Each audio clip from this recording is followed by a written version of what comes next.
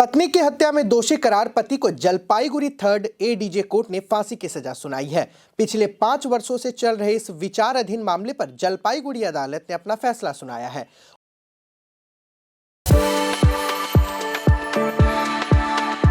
We are the dreamers, the achievers, and the leaders. Come, join us today.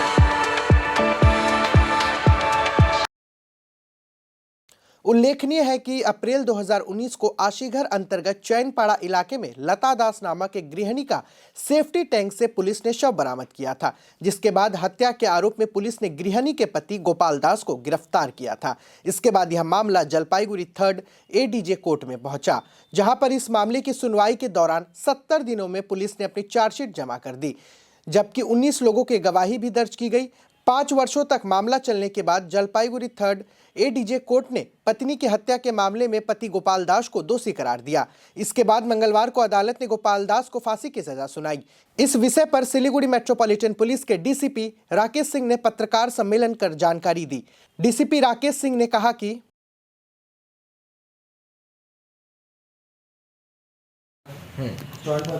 21 अप्रैल 2019 को भक्तिनगर थाने में एक complaint दर्ज कराई गई, जिसका सेक्शन था 498A, 302 और 201। अभियोग ये था कि एक हस्बैंड ने जिसका नाम गोपाल दास है, अपनी वाइफ का मर्डर कर दिया है। हम लोग केस का इन्वेस्टिगेशन किए।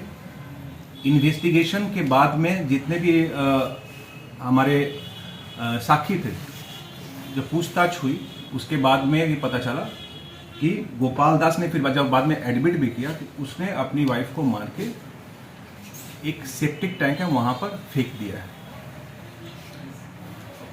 केस का चार्जशीट हम लोगों ने 70 दिन के अंदर 30/6/2019 को किया और आफ्टर रिगोरस परसुएशन हम लोग 2021 को ट्रायल स्टार्ट करवाए। जो ट्रायल था वो कल खत्म हुआ, जब कोर्ट ने जो अक्यूज हस्बैंड है गोपाल दास, उसको कन्विक्ट किया इस केस में। आज जो क्वांटम ऑफ पनिशमेंट है आया गया और उसमें यह आया कि 498A का जो सेक्शन है उसमें 2 साल की सजा दी गई है।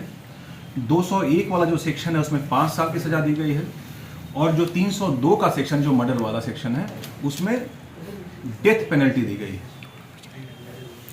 इस एंटायर जो इन्वेस्टिगेशन हुआ है और ट्रायल मॉनिटरिंग, हमारी जो ट्रायल मॉनिटरिंग टीम है सिलीगुड़ी पुलिस कमिश्नरेट की, बहुत अच्छी तरह से इसको मॉनिटरिंग की है और हमारे आईओ हैं यहाँ पर देवाब्रतो खां, इन्होंने बहुत अच्छी तरह से इन्वेस्टिगेट किया है और इन्होंने भी टाइम टू टाइम जो ट्रायल मॉनिटरिंग टीम है उसके साथ में मिलकर ये जो ट्रायल है उसको कंप्लीट कराकर सजा दिलवाने का काम किया है।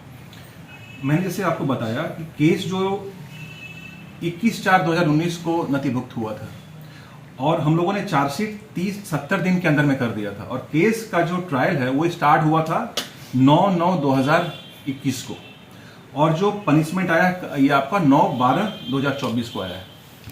बहुत सारे बॉटलनेक्स वगैरह तो आते रहते हैं, ठीक है, क्योंकि बहुत इसमें हमारे जो विटनेस थे, टोटल 19 विटनेस थे, जिसमें से 161 जो सीआरपीसी का सेक्शन है उसके अंदर 15 और जो 164 सीआरपीसी के अंदर में जो किया गया है 4, तो टोटल 19 थे। तो उसमें बहुत सारे विटनेस थे, उनको लाना, प्रोड्यूस करना, फिर डेट पे लेके आना और बीच में कुछ कोविड का माहौल था, तो ये बहुत सारे चैलेंजेस थे जिसको हम लोगों ने फेस करके और उसको हम लोगों ने ट्रायल मॉनिटरिंग टीम ने उसको मॉनिटर करके फिर ये कन्विक्शन कर। जो मोटिव बेसिकली आया कि एक तो मैरिटल डिस्कॉर्ड जिसको हम लोग बोलते हैं, आपस में जो हस्बैंड वाइफ के बीच में जो झगड़ा रहता है वो था, और सेकेंड था कि वो अपनी वाइफ पे शक करता था कि वाइफ का किसी के साथ में संबंध है। इसको लेकर वो काफी ये था और उसने इनफैक्ट मायके में ही जाकर वहां पर प्री प्लान तरीके से मर्डर किया। इसने एक जो कपड़ा होता है ना, वो जो पंडाल का कपड़ा होता है वो पहले से लाया था और वहां पर गला में दबाकर उसको स्ट्रैंगुलेट कर दिया। करने के बाद में उसको जो माउथ है वो अपना पिलो से उसको मुंह ढक दिया। करने के बाद में स्ट्रैंगुलेट करके उसको, मतलब जो डेथ का कारण जो आया है पोस्टमार्टम में एस्फिक्शियल डेथ, जिसको गला, मतलब गला दबा के मुख चाप के जो हम लोग जिस तरह से डेथ होता है वैसा किया गया है। और उसके डेथ होने के बाद में उसने संग संग जो सेप्टिक टैंक था वहां पर उसमें उस बॉडी को डाल दिया। 21 तारीख को ही मिल गया था, उसने कबूल भी किया। उसके लीडिंग स्टेटमेंट जब लोगों ने पूछा उसको अरेस्ट करने के बाद में लीडिंग उसका जो स्टेटमेंट था उसके बेसिस पे वहां से बॉडी को रिकवरी किया गया था। उसका उम्र 23 से 24 साल था, 7 साल से ऊपर हो गया था। हालांकि वो शक करता था लेकिन हम लोगों ने पाया नहीं कि किसी के साथ उसका संबंध था।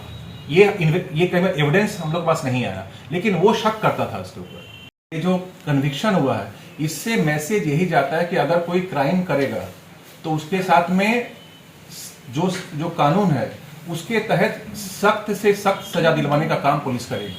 तो ये जो कन्विक्शन हुआ है ये समाज में एक ऐसा ही मैसेज लेके जाता है कि आप इस तरह के क्राइम को अंजाम ना दें।